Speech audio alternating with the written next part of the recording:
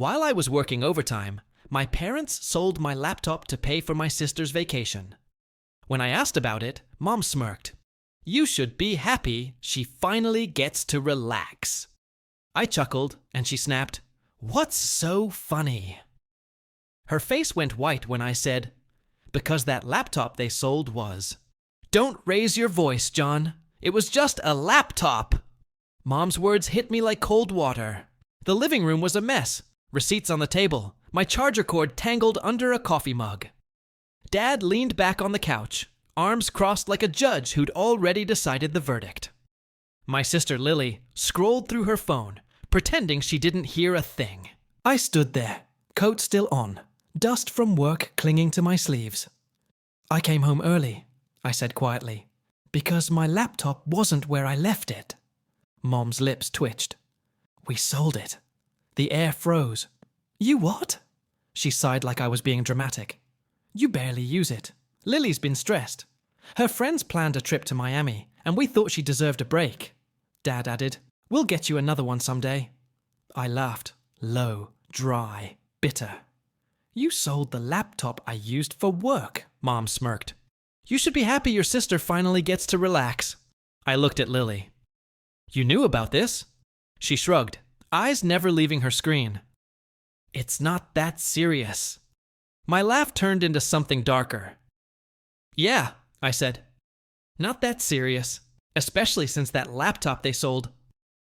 Everyone looked up. Wasn't even mine. The room went silent. My name's John Reeves. I'm 26. I work double shifts in IT support, fixing other people's problems for hours while mine keep collecting dust. I'm not the loud one in the family. I never have been. They talk, I listen. They accuse, I swallow. They take, I stay quiet. I paid off half their mortgage last year, helped Lily with college fees when she failed a semester. I've covered the electric bill more times than I can count. And still, in this house, I'm the ungrateful one. Mom always said, You owe us everything. I stopped reminding her that I already gave it. They never really knew me. Not the version that stays up past midnight coding side projects. Not the one who built a backup fund just in case. Not the one who kept receipts for every dollar that went missing. They think I'm just the quiet son. But silence isn't weakness. It's patience. And I've been patient long enough. The family portrait.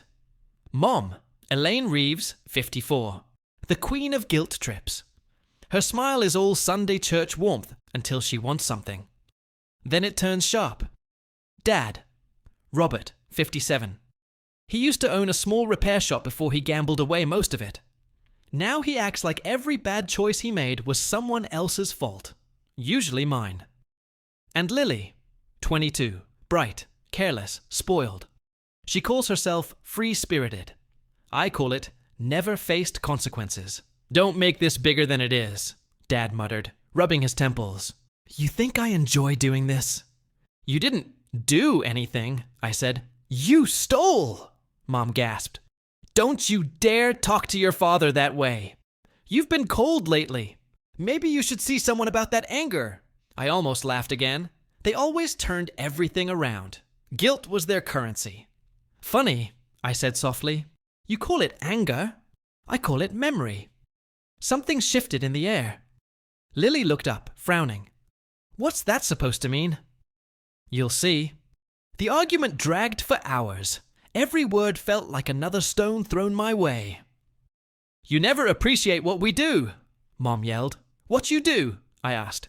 You sold my property, lied about it, and I'm the problem. Dad slammed his fist on the table. What's your tone? My tone, I said quietly. I'm the only one here not shouting. That silence after my words. It made them nervous. I could see it. Because they knew I wasn't the same John anymore. They kept talking, defending, twisting, but my mind wasn't there.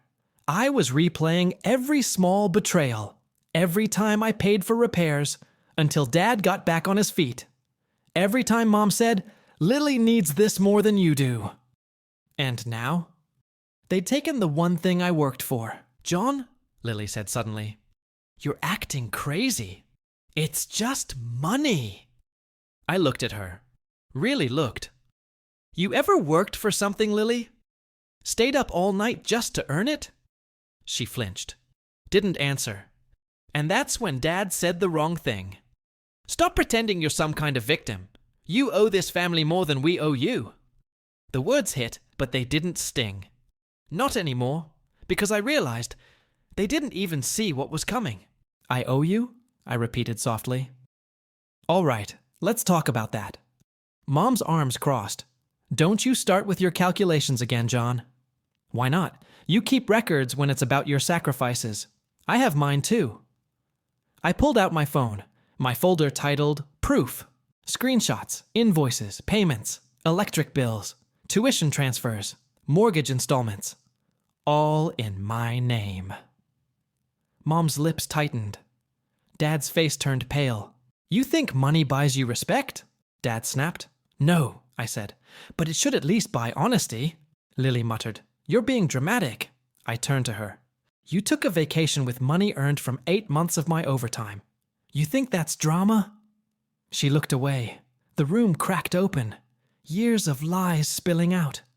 Then I said something I'd been waiting years to say. You've all been living off my silence. Consider that account closed. And I walked out before they could speak. That night, I sat in my car outside a 24-hour diner. Rain on the windshield. The kind of quiet that hums.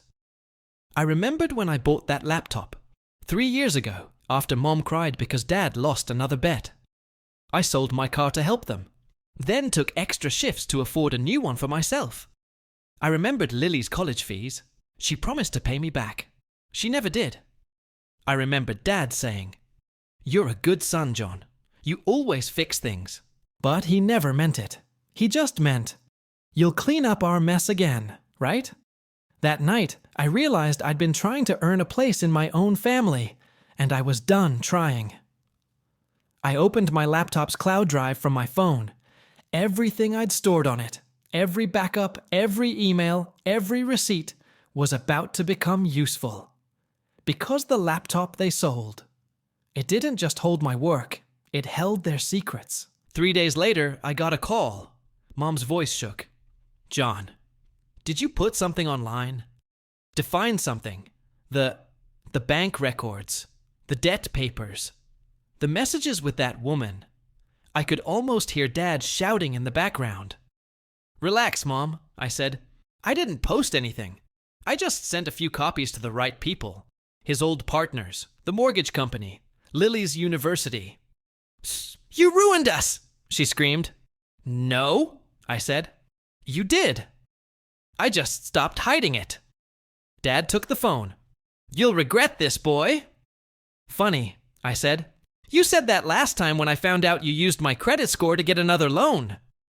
He went silent. Don't worry, I added softly. I didn't destroy you. I just exposed you. The rest's up to you. That night, the house must have felt like a bomb site. Mom's bridge group found out about Dad's gambling. Lily's college dean called her in for financial review. I didn't feel proud. Just empty. When Mom showed up at my apartment the next morning, eyes red, hands shaking, she whispered, How could you do this to your own family?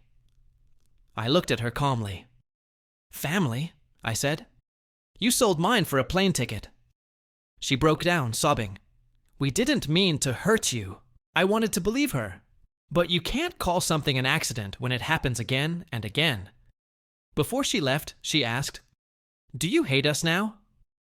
I thought for a long moment. Then said, No. I just finally see you. I quit the job that drained me and moved to a new city.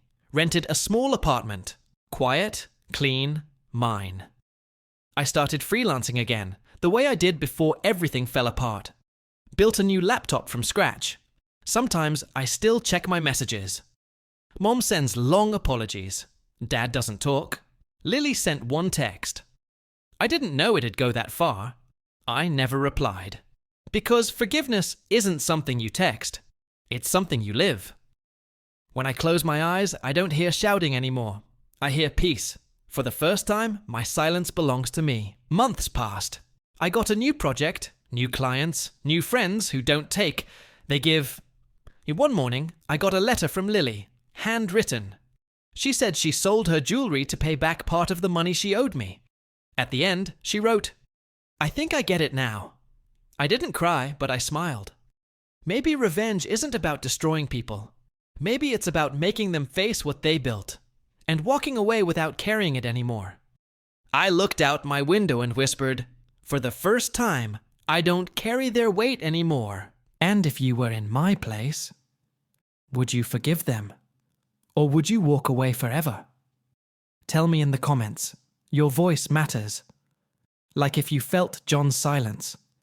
Share if you've ever been betrayed by your own family. Subscribe for more real stories, because sometimes healing begins when the truth finally speaks.